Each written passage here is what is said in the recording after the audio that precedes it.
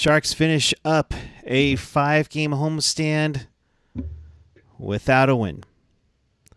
Rough one for the Sharks. They do produce some offense and show some life, but wasn't enough. We'll break this one down and more coming up right now here on Teal Town After Dark.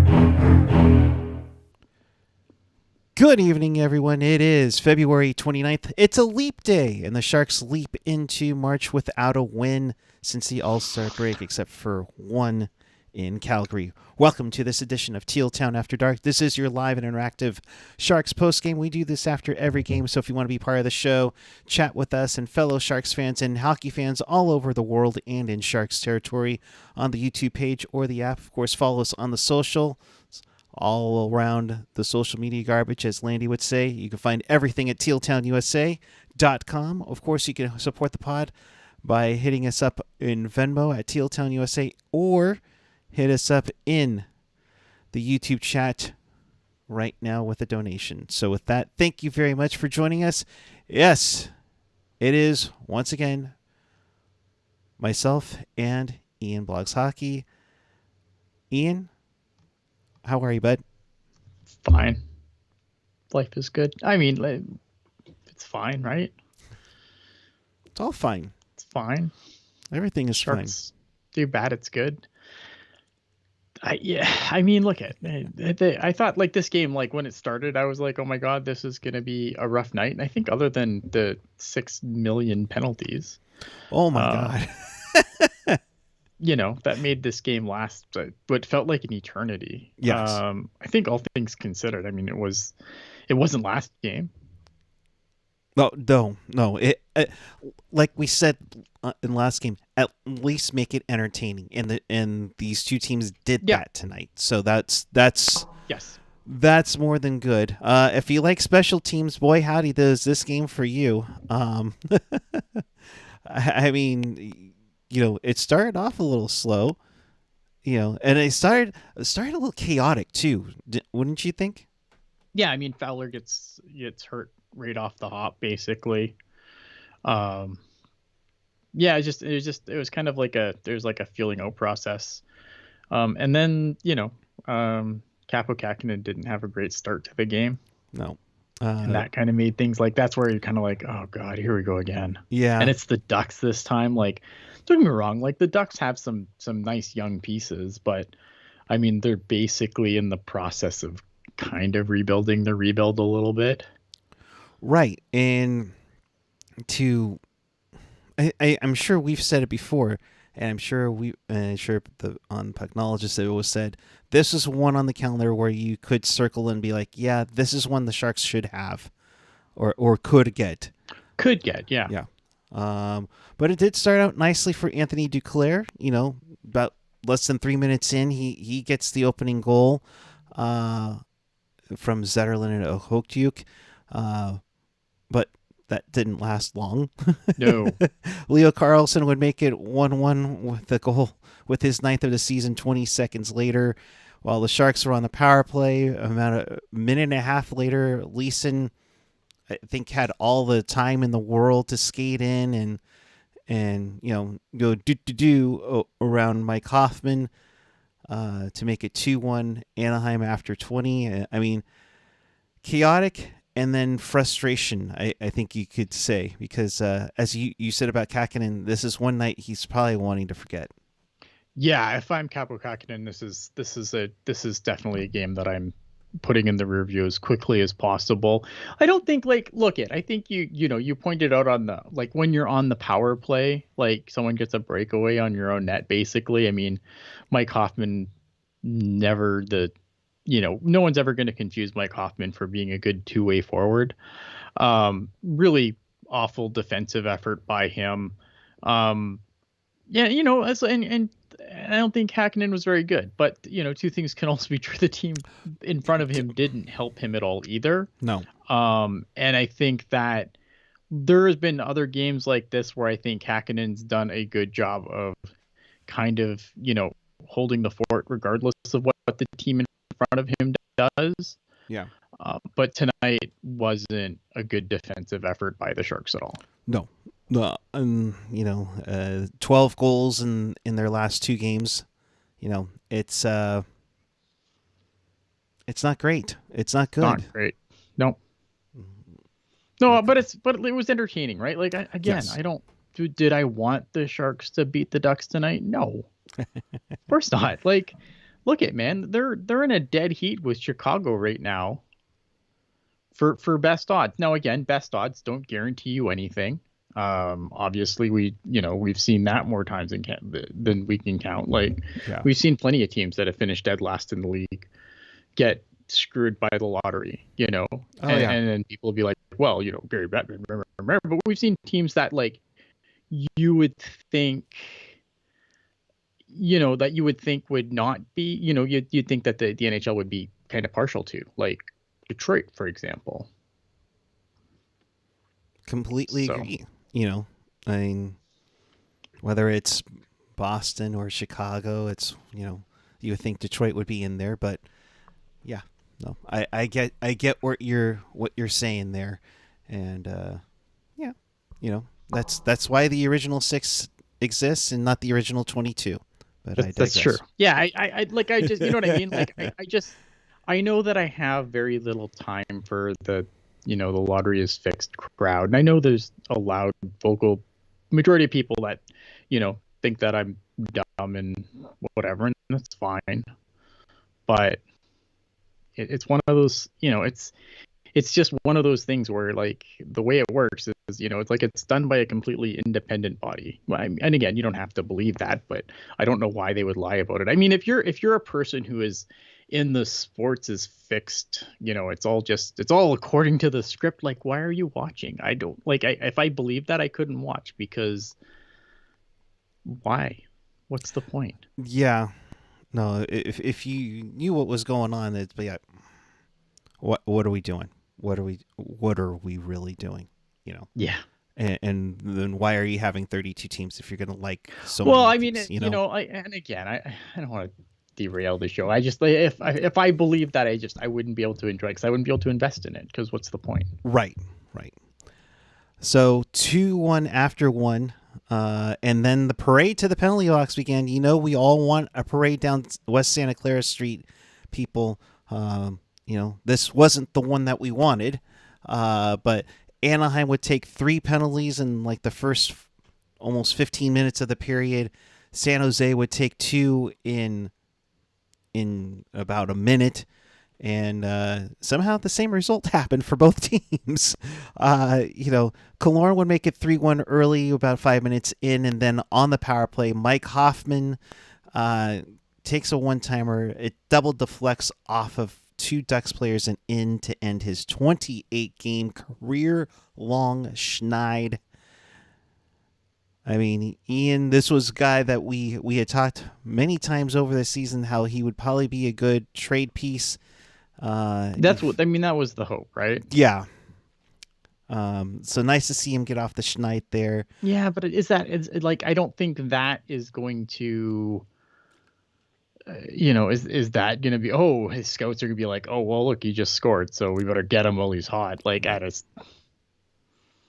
I can't, again, I look at this team and I look up and down it and I go, who do people want? Like, I think Anthony Duclair is a player that teams would probably want, and he had a really good showing tonight, which is good for him and potentially good for the Sharks. I think of what you're probably trading, Anthony Duclair is probably your best trade chip, but I don't think that's saying too much. And that's not a disrespect to Duclair. I think he's been fine this year, but I can't see teams. Maybe they do. Who knows, man? Like, maybe if the Sharks retain some salary on him because he's a free agent at the end of the year, maybe someone takes a flyer on him. But I just, and again, maybe I'm just too close to it. Maybe I'm so sour on this organization right now that I'm just being way too negative. Well, I think the more than anything, I mean, you need to see some sort of highlights or some sort of good vibes, anything Yeah. to talk about or anything positive about this? I mean, the thing to me is you're digging deep and you're not finding a lot of things. And Duclair on this homestand, 4 goals and an assist. So you take that, so you average a point a game in this 5-game stretch. I mean, unfortunately, the beginning of the homestand, he had 2 goals. The end of the homestand, he had 2 goals and an assist. Yeah. And in between, not so much. So. Yeah, I mean, he's definitely the most, like, he's definitely gotten to offense going at the wrong. And look at this team's been pretty starved for offense, so to get any production from guys, I mean, obviously tonight was a good night for the offense. They definitely got on the board. People got tacos. That's Yes. good to them. I mean, I'm always happy for people when they get tacos. But so I think putting up points while the team's been kind of starved for offense, I mean, that's commendable. And I hope the Sharks get something at the trade deadline, because that would just be nice. But I have doubts. I mean, you look at the trades that have happened already, right? I mean, Chris Tanev was a guy who it seemed like teams were interested in. He got a decent return, but yeah, if that set the market, then, again, I have concerns about what the Sharks would get for anyone. Exactly. I was totally going to mention that later on. It's going to be interesting, the deadline, how firsts aren't getting, given out like candy just yet. So we'll see. Gen X, it's always good to see you, our friend, one of our OG friends of the show. Yes. Duke's been a proven player the last 3 years. Ottawa screwed the pooch, letting him walk. He proved himself in Florida. They screwed the pooch. He's a proven scoring middle six forward. To me, I would love for Duclair to be a part of this team going forward, but does things line up with the organization and him right now? Yeah, I mean, again, the Sharks don't have a lot of things. I like Anthony Duclair. Like, I think Anthony Duclair is a really good player, and I was really excited when the Sharks brought him in. I think my only gripe with his game is there are times where I find he's really soft on the forecheck a little bit, and I think that's kind of problematic. But when he's on, man, when he is on, he's great. And I agree. Like, there's teams where I thought he was definitely going to stick around on, and it just hasn't worked out for whatever reason. And if I'm the Senators, especially the Senators, man, like the Senators, big time. This is a team that needs to make the playoffs sometime soon, right? And I think it's hard because I think a lot of the guys, like Ottawa's been a team that's been kind of victimized by injuries. A lot of the guys that they said this is going to be our core have just had brutal injury problems. Josh Norris has had injury problems. Shabbat's had some injury problems. It seems like every time the guys that they thought were going to be the guys to lead the way, they've had trouble keeping them in the lineup. And that's some of that's just bad luck, right? It sounds very familiar out here too. Yeah, it's different though. Like, this team isn't expected. Like, the Sharks have had a lot of injuries this year, but they weren't expected to do anything. Like, right. Ottawa, it seems like, they're kind of spinning their wheels in the mud, and it's, part of the problem is a lot of the guys that they said this is going to be the core. These are the guys that we've put money on to be the core. They've had trouble staying healthy, and I think that's a big part of the reason why they haven't had that breakthrough season yet. And some of it's been, just management around the edges and stuff. So, yeah, that's on them for blowing that, because I've always liked Anthony Duclair, no matter which team he's been on. Getting some quotes from the locker room with Duclair, so we'll just get into that really quick. It was a game that everyone needed to step up, and we weren't pleased with our effort, but we stayed till the end. Some positives, we didn't get the win, so a lot to learn from. So I'll have to save the Hattie for another time. It's a positive. Yeah. Get those moral victories in, guys. We all know what time of year it is, but guys are staying dialed in. It's a stressful time, but we're all professionals here, declaring the deadline coming. It is tough. I mean, I can't imagine, and I've had it a little bit with my job, where you're kind of looking over your head and you're just waiting for management to come and tell you, you're getting traded, you're getting transferred to another city. Yeah. And it's not like it's 5 minutes away. It's I love the comparison that you've brought up to me before between, it's not like Mississauga to Brampton. Right. Yeah. It could be anywhere. So yeah, I mean, I'm sure a lot of these guys, you have, I'm trying to think off the top of my head, 4 games before the trade deadline now. I think 3 people in the chat probably got that, understand that reference to the point where it's funny. Like, some people are like, what are we talking about? What are we talking about? Okay, let's put it in layman's terms. It's like if there were teams in San Jose and Santa Clara, or Walnut Creek and Concord, or San Francisco and Oakland. That's a little bit more of a stretch, but yeah. You guys get what I'm talking about. So, so yeah, there's that. Jerry F in the chat, tacos and tanking in the same game. I'm like, what more do you want, people? What? I mean, are you not entertained? I'm entertained. No, but that's exactly what we were talking about last game. Is that stay in it, hang in there. Like Duclair said, some positives, but they're hanging in there with it. Nice to see William Eklund get a power play goal. Yes. To tie the game up. Tough part, he did take 2 penalties in this one too, but he did draw, I think, at least 1 or maybe 2. I lost count in this game on these freaking penalties. A lot of penalties. Yeah. Look, William Eklund's a guy who I think has been getting a little bit of heat of late. Like, he got some heat on the pucknologist last couple of weeks, and right. I get it, right? Like, obviously he's a guy who the Sharks are looking at to be an offensive weapon for this team. And obviously when he's not scoring, I think with Couture and Hertl being out, though, like, it does make things a little more challenging, because again, like, when you have all your guys in the lineup, especially guys like Couture and Hertl, you can kind of stretch out your offense a little bit, and you can kind of shelter some guys from, like, really tough minutes, right? Right. Not that I think that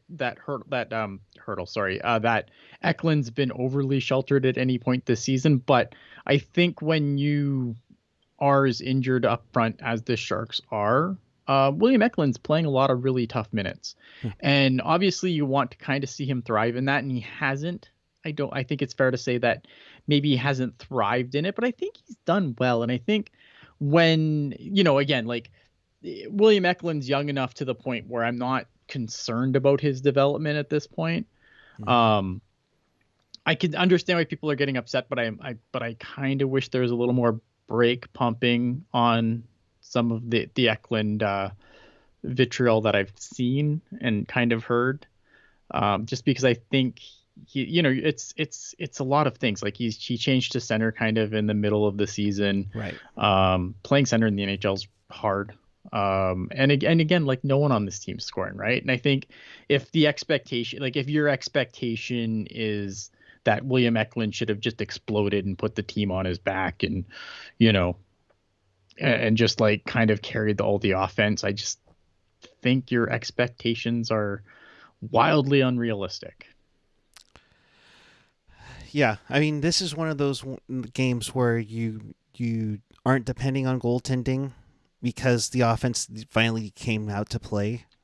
Well, I mean, but if Kaapo Kähkönen makes a few more saves in this game and maybe doesn't start, like, this wasn't a great game for Kaapo Kähkönen. If Kaapo Kähkönen plays to the level that we've seen him play all year, this is probably a win. Oh yeah, for sure. I mean, unfortunately, 3 goals on 10 shots at the beginning of this game isn't going to cut it. Yeah. And that's the one, that's the painful one here to see. Seeing that Ty Emerson, it happened on the last shift, his last shift in the first period. did not return. Looks like it is lower body. They're not sure if he's going to go on the road trip. So we'll see. And it's a quick 2-game road trip, so we'll see what's going on here. Jerry F. Sorry, didn't mean to hold back your super chat. Thanks to all of you at Teal Town USA for being a rare beacon of light for the Sharks fans in an otherwise horrid season. Sharks fans are still the greatest. Jerry, appreciate you, buddy, and thank you very much for your support throughout this season. Definitely don't take it for granted. Nope, absolutely not. So let's finish up the craziness. More penalties galore in the third period. I guess they're hoping to get tried out for the playoffs where they put their whistles away on everything. But, 5-3 after one. Both the Ducks and the Sharks get a goal each. Duclair would get it to cut it to 5-4. Lundestrom would get an empty netter to finish it off. But overall, I'm definitely some positives to take. I mean, yeah, you don't want moral victories, Ian, but you take. Well, but you kind of do at this point, right? Right. Like, you kind of do at this point. Moral victories are better than actual victories. I mean, it's so hard, right? Because again, we know what's going on. We look at the standings, we see what the standings are. Again, finishing dead last doesn't guarantee you anything, but better odds are better than worse odds. I mean, that's just how odds work. Yeah, I mean, at this, I understand what you're saying. Like, I do get it. Like, you want to see some progress with some players, I think. But I don't know. I would still take moral victories over real ones at this point in the season. No. Yeah, I mean, you if you finish dead last, you're at least getting third overall at the very worst. And then, 18.5% chance of getting number one? Yeah, good luck. It is what it is, man. It is a lottery. Yes. Getting to what David Quinn said, I like our game. I just didn't like the score.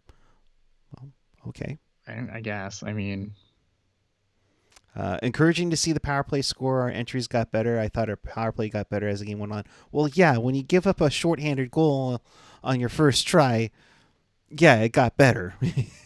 Yeah, it's funny because the thing with this is the floor is so low. It's like that sign. Our expectations were low, but holy. I mean, it's like, it's easy to exceed expectations when they're basically subterranean. Oh, for sure. Sharks did go 3 for 6 on the power play. Granted, they did give up a shorty. Anaheim, unfortunately, did go 2 for 5 on the power play tonight against a PK that was pretty good. Not too long ago. And even Brett Hedican said something tonight at the end on the broadcast. I thought it was a disappointing game from Kakinen, which we've already mentioned. The PK leaked oil tonight. But players won 50-50 battles. I definitely saw a lot more physicality out of these guys and making sure that they aren't going to take any crap that Anaheim was going to deliver out of them. Yeah. Yeah, I mean, it is what it is. Yeah. So Sharks lose this one 6-4. Nice to see some guys excel. Granlund with 3 assists. Eklund had a goal. Hoffman had a goal and assist. So nice to see people all around contribute. It was also Black History, the celebration of Black History tonight at the Shark Tank. So the warm-ups, which aren't even the warm-ups, I love the creativity in the logos, and with the Sharks, always iconic. That they have that 90s vibe. Nice to see the 90s vibe. This kind of reminded me of 90s hip hop look with it, and along with the cassette tape and the boombox, definitely had. I think think it was Martin that kind of had like a similar logo design for that. So it was nice to see. But more so, Ian, there have been contributions from all over the history of the Sharks franchise, not just with players. We go from Mike McHugh to the trio that's in the Sharks right now, and of course you can't forget Mike Greer as the GM, but also was a player. But to me, and I almost put this as a poll question, but honestly, I don't think there's any other way you could put this. Terry Smith was the Sharks designer. He designed both primary Sharks logos. I mean, you talk about an impact that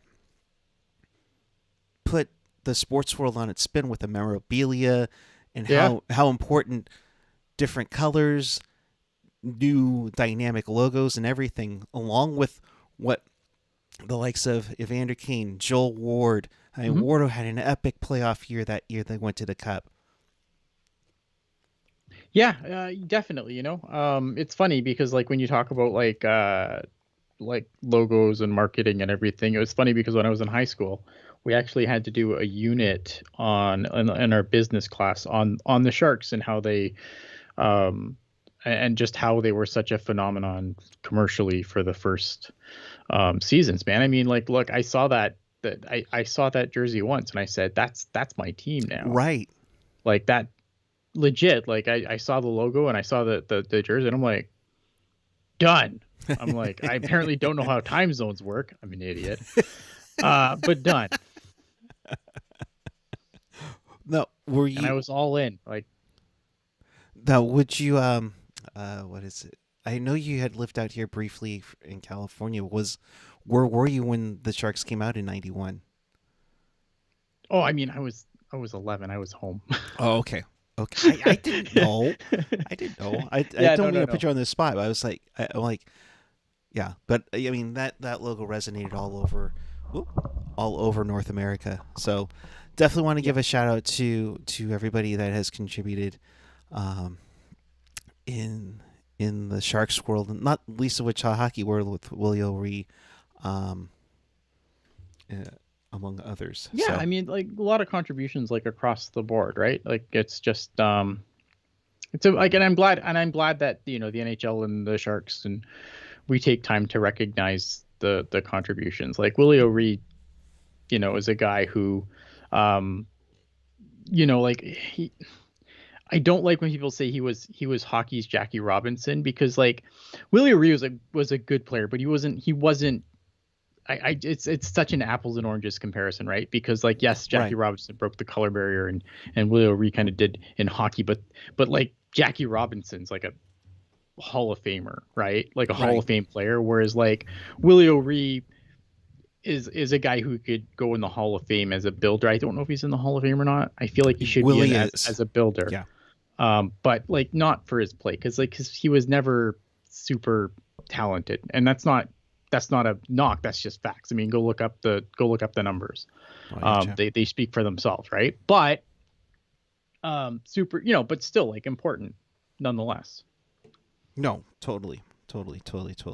So, that a couple other stats I'm seeing from Shark Stats on Twitter. Our good friend Darren Stevens, the 25th time that the Sharks had given up 2 goals within 2 minutes.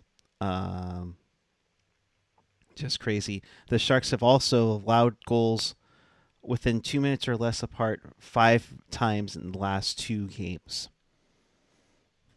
That's not good. I mean, that's always, to me, that always reminds me of Vegas playing the Sharks, because they just get on them so quickly. So, but it's not a good team. No, it's not. Lower body injury for Ty Emberson. No word yet if he will travel this weekend per DQ. Yeah, I mean, the hits keep coming for the Sharks. Obviously, Ty Emberson goes down with an injury. It'll be interesting to see what they do there, if they're going to call a guy back up. Right.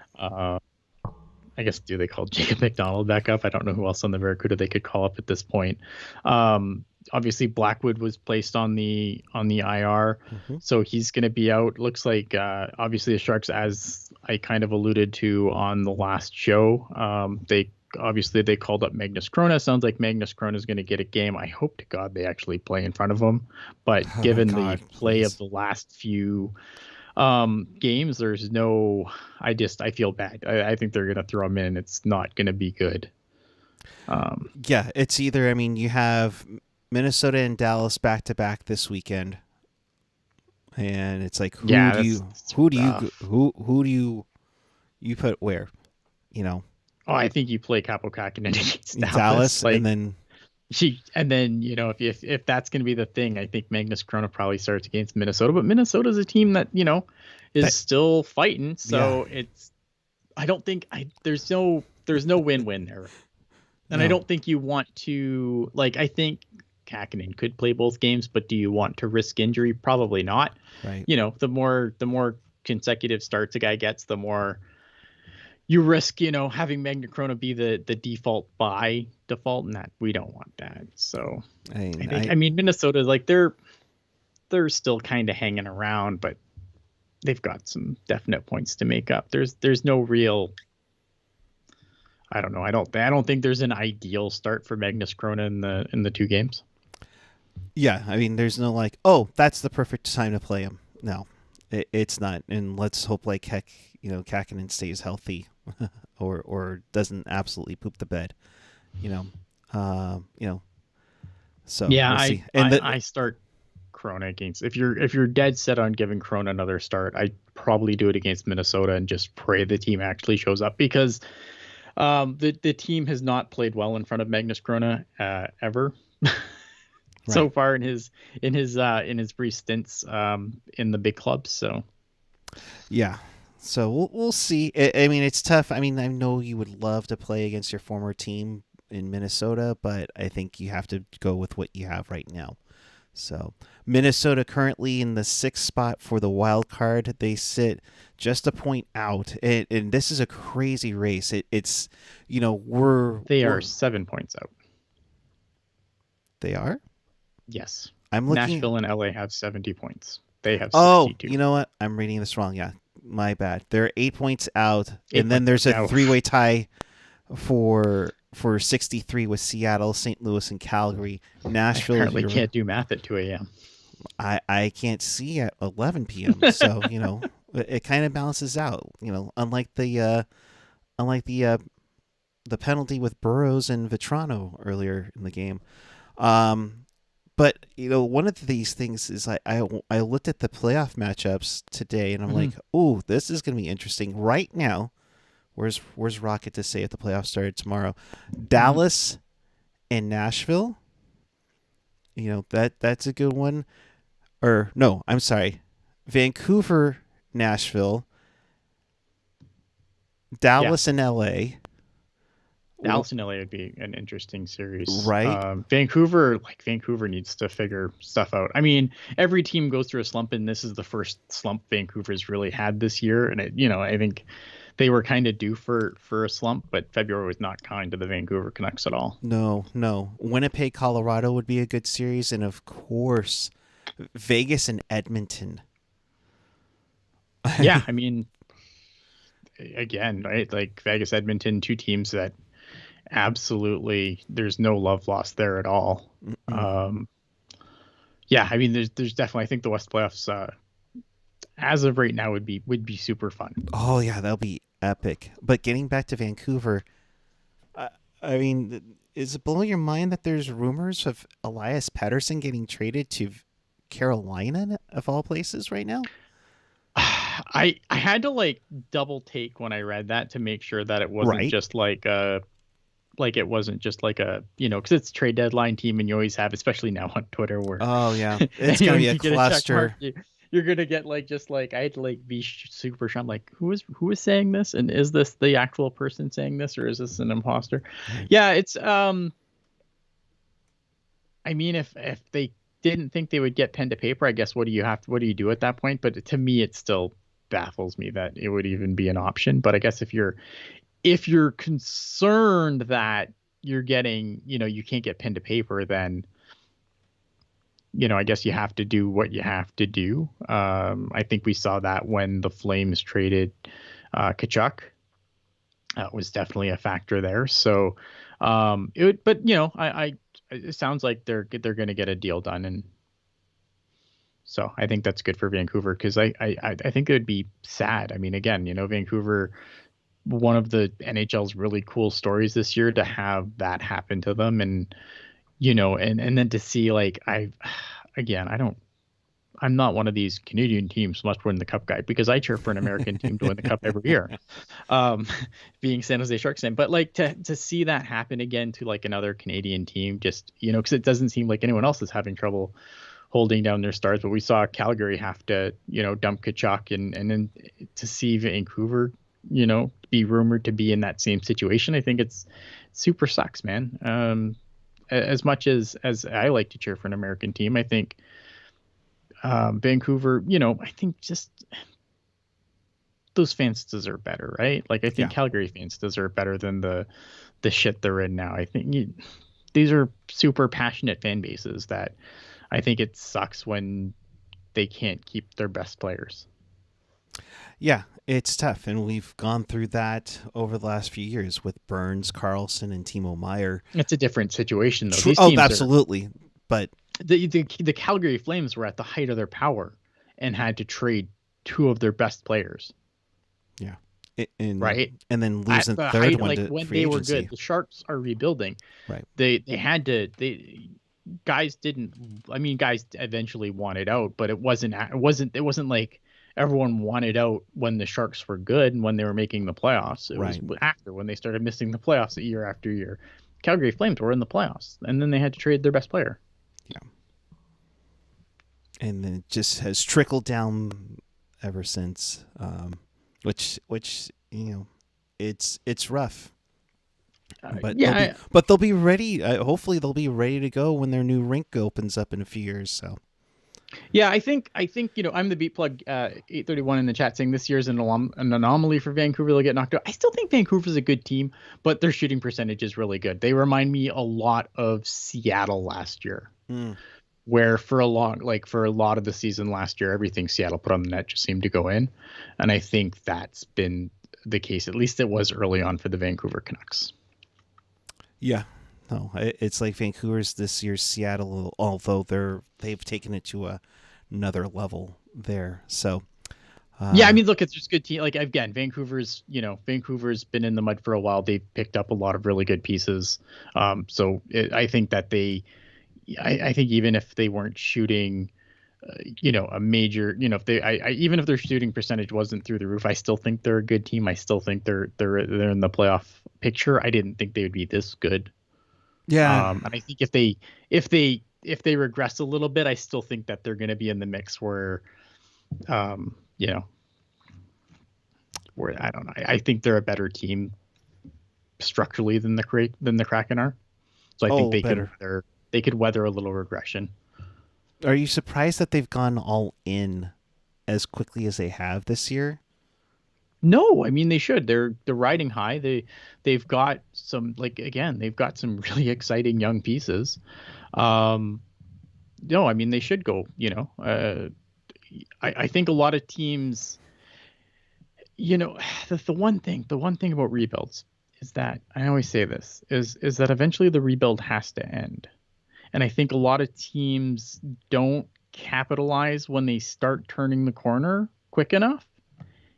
And then because they don't capitalize on that swing, that they kind of languish in that gross middle. Right. Where you're kind of you're not good, but you're not bad. Mm-hmm. And I think that's the worst place to be, is you're not great, but you're also not bad. So I like the fact that Vancouver's done what they've done to try and go. It's nice to see, and again, the playoffs are going to be fun. Yeah, I think they're going to be fun. I'm not picking Vancouver to win the Stanley Cup, but I think that they're going to be fun to watch. Yeah, it'll be fun. I mean, I look at the East too: Florida and Tampa, Battle of Florida, Detroit being back in, taking on the Rangers. is going to be a good one. I mean, Boston, Toronto again, Carolina, Philly. It's going to be, you know. Yeah, I mean, credit to Steve Yzerman. I think I like what he's done in Detroit. I think Detroit's a team that's only going to get better. Yeah.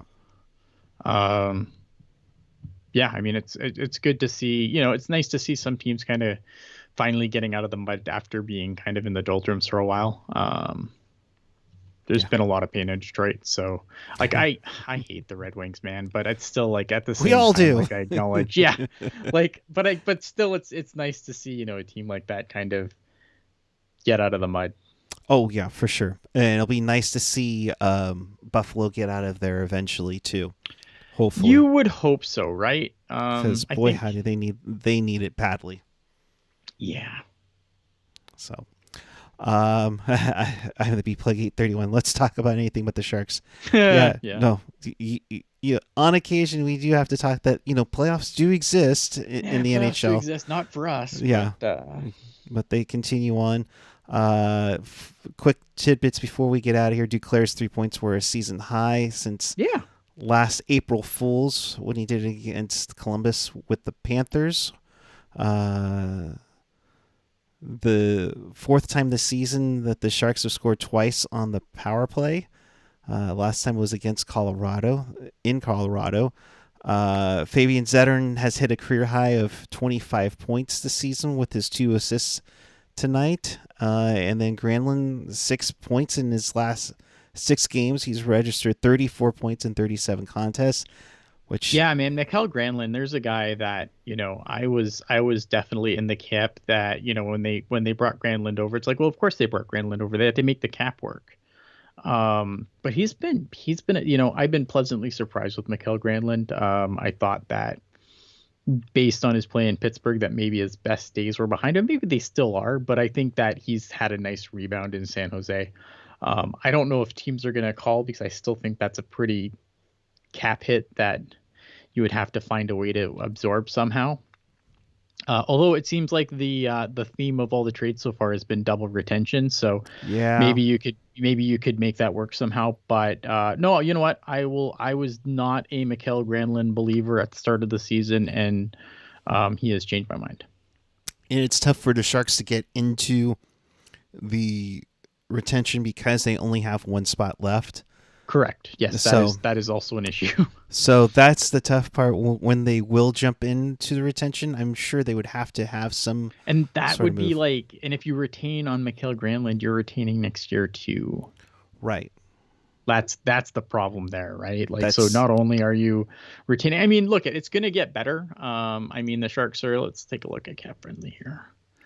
Ye old cap friendly. I should just have this open before we start, but whatever. Don't worry. It's a live show. Who cares? We'll edit this out. It'll be fine. We'll edit this out, yeah, because we do all the editing.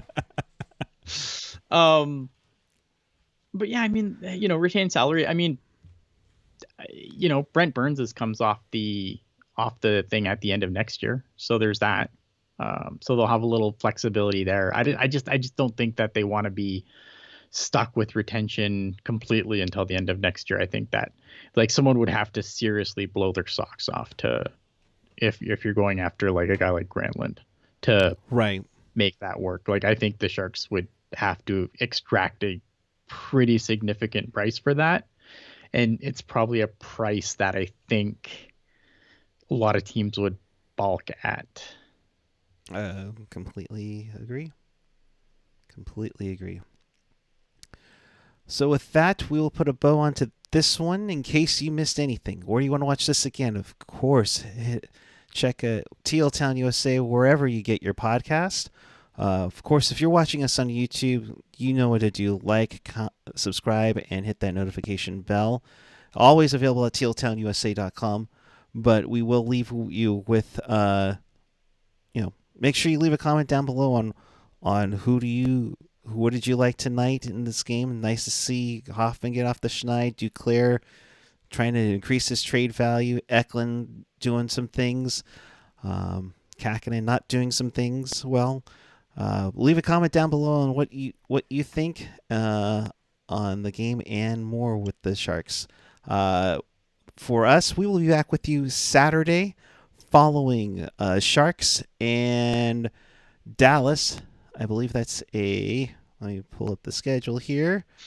I know, way go for us to be prepared for these things, right? I believe it is a 5 p.m. start. Of course, now my computer likes to be slow. It's a 5 p.m. start, and then I believe it is a 4 p.m. start on Sunday. So be on the lookout for that. Ian, thanks again for doing this. It's time for us to go to bed, but your final thoughts before we get out of here. When the Sharks do bad, it's good. At least if they're entertaining, will they do it? Especially when you give out tacos to everyone. If you can give out tacos and still put no points on the board, I'm all for it. The Barracuda also lost again last night. Bad. Sad. Well, it was Coachella Valley, so what else is new? Yeah, I mean, I kind of said that was going to happen. I did actually, you know what, though? I do need to correct some things. I think I said on last show that Bordelot was out, and Bordelot has actually been back for the last few games, but everyone else is still out. So I think I listed Bordelot as among the current injury candidates, and that was incorrect. So I apologize. We believe that they will be bringing in bubble wrap to both the Sharks and Barracuda locker rooms starting tomorrow. So I hope so. At this point, yeah, please. Oh my gosh. For Ian, I am Eric. Thanks for watching. Again, we'll see you following Sharks and Dallas on Saturday night. Until then, take care. Teal together, everyone, and keep it real, keep it teal, keep it real, Teal. Have a great night, everyone.